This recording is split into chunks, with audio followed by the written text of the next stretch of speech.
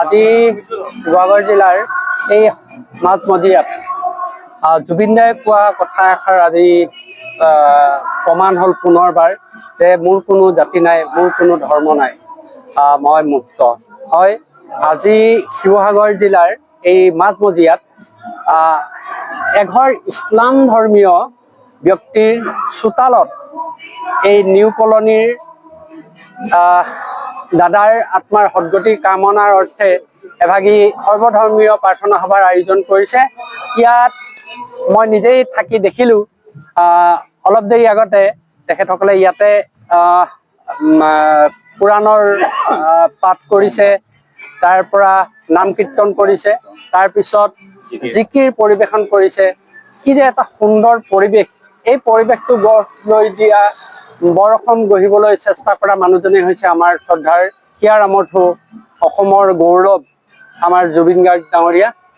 আজি এই পবিত্ৰ ক্ষণত, এই পবিত্ৰ স্থানত আজি যি কৰ্ম এই এখেতসকলে কাৰ্যসূচী যি অনুষ্ঠিত কৰিছে, মই আন্তৰিক ধন্যবাদ জ্ঞাপন কৰিছোঁ যে জুবিন দাই পুনৰবাৰ এটা প্ৰমাণ কৰি থৈ গ'ল যে জাতি আপুনি যিমানেই ডাঙৰ নহওক কিয়, আপুনি কাৰোবাৰ অন্তৰত আঘাত দি যিমানেই মন্দিৰ মছজিদ নাযাওক, কোনো লাভ নাই।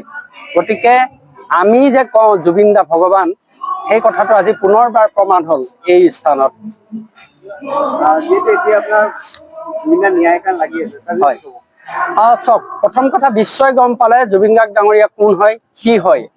আৰু আমি শিৱসাগৰবাসী হৈ বা অসমবাসী হৈ আমি এটাই কথা ক'ব বিচাৰোঁ যে যেনেকে আমাৰ যি দুটা কাল্পিত ইতিমধ্যে অসম চৰকাৰে কৰায়ত্ব কৰিছে, অতি সোনকালে তেওঁলোকক ফাঁচি দিব লাগে। এইটো আমাৰ প্ৰথম ডিমাণ্ড।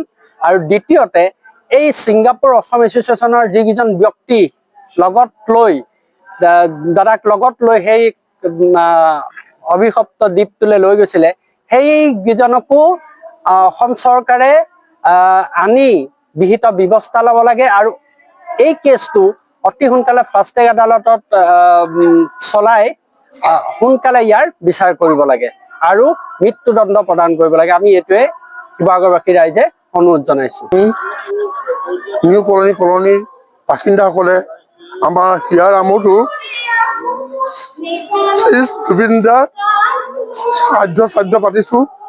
সকলো জাতি ধৰ্ম নিৰ্বিশেষে মিলি তেখেতৰ চৰণত তেখেতক উৎসৰ্গা কৰিলোঁ।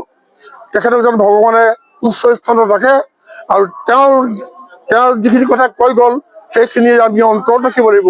মুখেৰে জুবিন দা বুলি ক'লে নহ'ব, তেখেতে কৈ যোৱা কথাষাৰ আমি অন্তৰত ৰাখি ক'ব যে আমাৰ কোনো ধৰ্ম নাই, আমাৰ কোনো জাতি নাই, আমি সকলো সমান। তেখেতে আৰু এটা কথা কৈছিলে যে মানুহৰ অন্তৰত আঘাত দি মন্দিৰ মছজিদ গ'লে আপোনালোকৰ পূজা নহ'ব, কেতিয়াও মানুহৰ মনত আঘাত নিদিব, সদায় ভাবিব যে আমি একেই। গতিকে মোৰ ক'বলগীয়া একো নাই, মই ক'ব পৰা নাই, মোৰ ভাল লগা নাই, সিহঁতে সামৰি পাৰিলোঁ।